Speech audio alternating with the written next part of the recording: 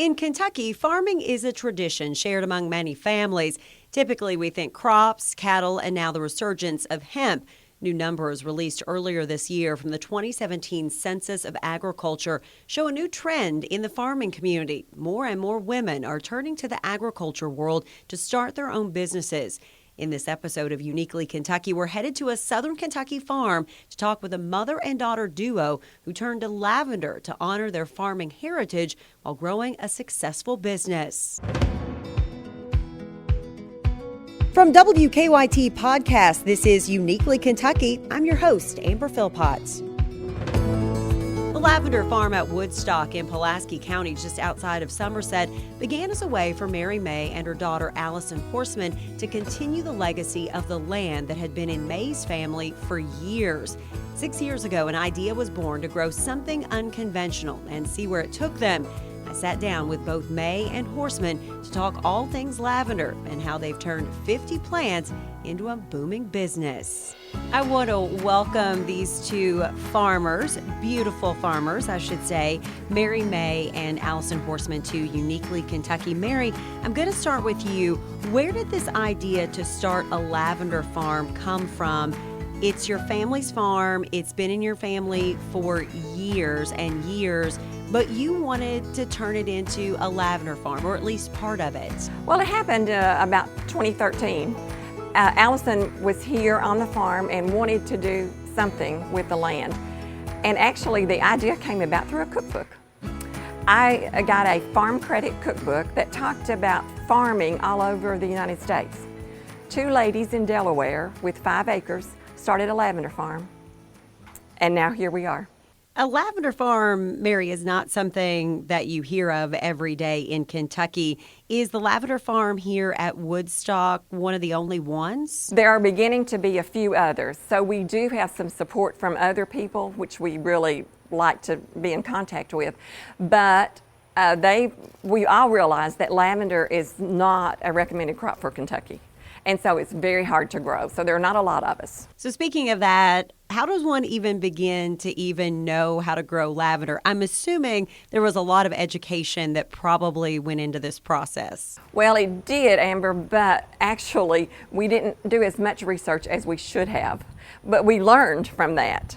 So we started out small with just 50 plants. And they lived, and we loved the lavender, and we loved how it looked and how it smelled. So the next year we expanded a little more, and then we began to do our research and find out more about growing lavender in the conditions that we have here in Kentucky. And when we're talking about growing lavender, a lot of people may not know that it has a really short growing window. You actually plant it in the spring, and its peak is only about the last of May to the middle of June. So there was a lot of learning. The first couple years we planted the lavender just the way we thought we should, and then we realized that was not the right thing to do. So every year we have learned and done things just a little bit different.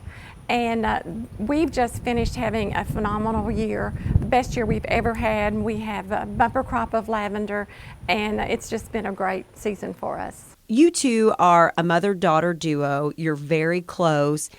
It must be so special to have come up with this idea, probably one that a lot of people thought was a crazy idea, run with it, and then also now be successful with it. Talk to me about doing this together. We love the land, and we wanted to honor the land and do something with it. And you know, Allison and I being both female, and we just thought it was something neat that we could do together and honor our heritage. In being able to dream something, work really, really hard, and then make it happen. And you know, we're not really doing this to get rich, but the satisfaction that we have of working together and being able to share the products that we believe in with other people just makes it all worthwhile.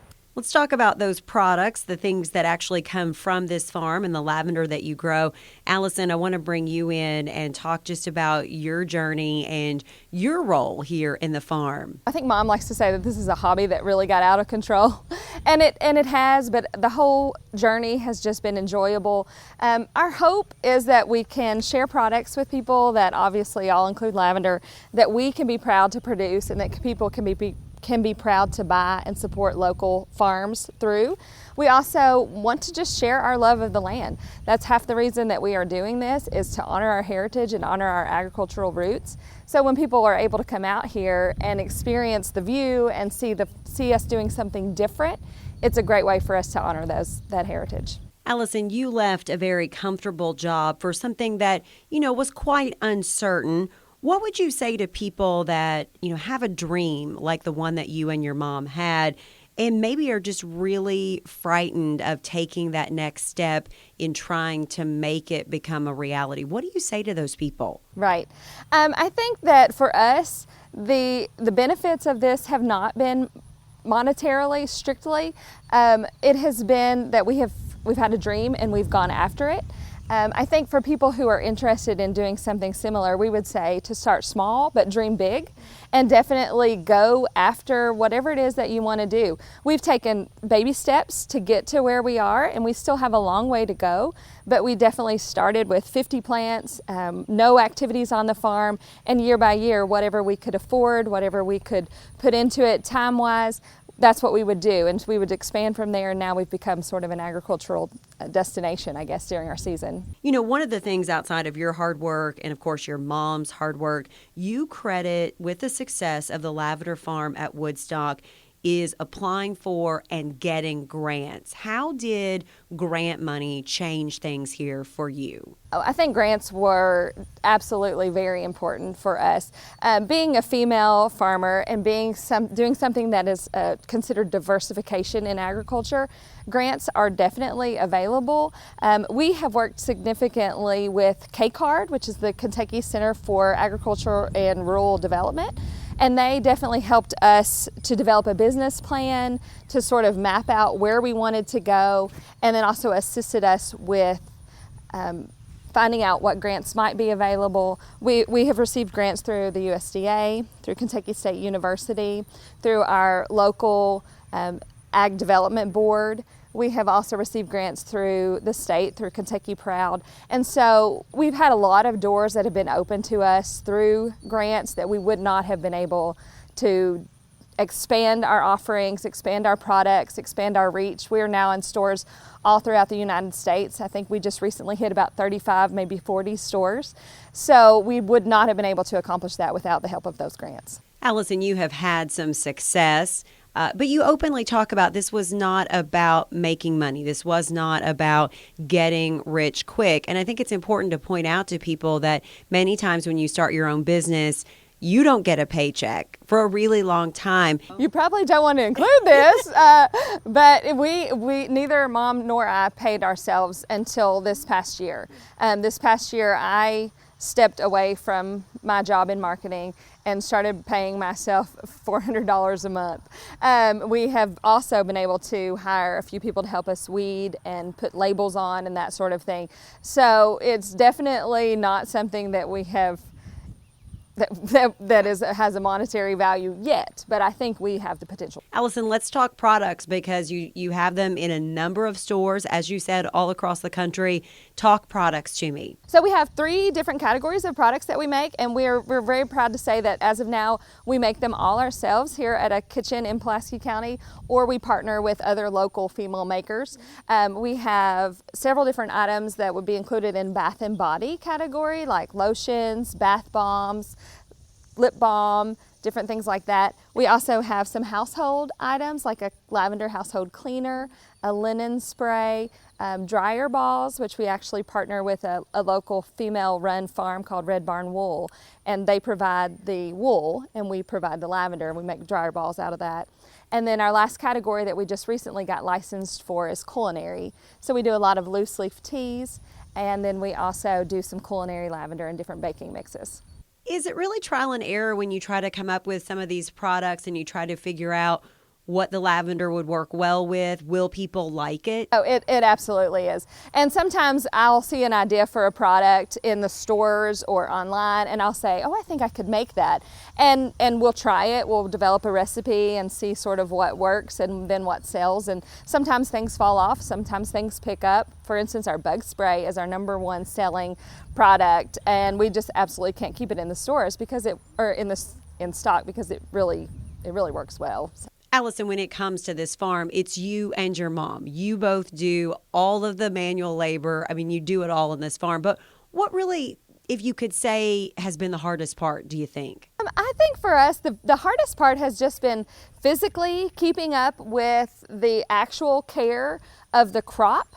Our business has so many facets to it. And then, of course, the grants have been amazing. But with that comes a lot of paperwork. And then we do all of our own marketing. We do all of our own social media. We also make all of our own products. So a part-time hobby has definitely become a full-time job. But we honestly have loved every minute of it. And we are all about research, and we are all about trying different things. We're actually currently working with UK, Virginia Tech, and Clemson to do research on some specific diseases that are plaguing lavender growers. So we are open to trying new things, trying different treatment methods, and hopefully not only can we benefit, but other lavender growers throughout the United States can benefit as well. Allison and Mary, you took a family farm that was very special to you. You wanted to make sure that you honored this land. You're doing so. You're having great success with it. And obviously, there are more and more females like the both of you who are finding their place in the world. And I know that must make you both very, very happy to see that happen. We think there's a place for women. Certainly, there is a place for women in agriculture. And we didn't really think about ourselves as being pioneers with that. But there's a lot of different things that women can do with the land and with agriculture. And so it's just finding your niche and then making it happen. A big thank you to Mary May and Allison Horseman, this mother-daughter duo. They really are growing an incredible business on their family farm, really making their way in Kentucky's agriculture world and making a place for themselves. So if you would like to learn more about the Lavender Farm at Woodstock, you can find them on social media. Just search the Lavender Farm at Woodstock. Their website is kylavender.com. Make sure to check that out. They have all kinds of events going on at different times of the season. Also, if you would like to check out their Kentucky Proud products, you can find a list of where you can find those by going to social media or to their website. Thanks for listening to another edition of Uniquely Kentucky. Until next time, I'll see you on the news on WKYT.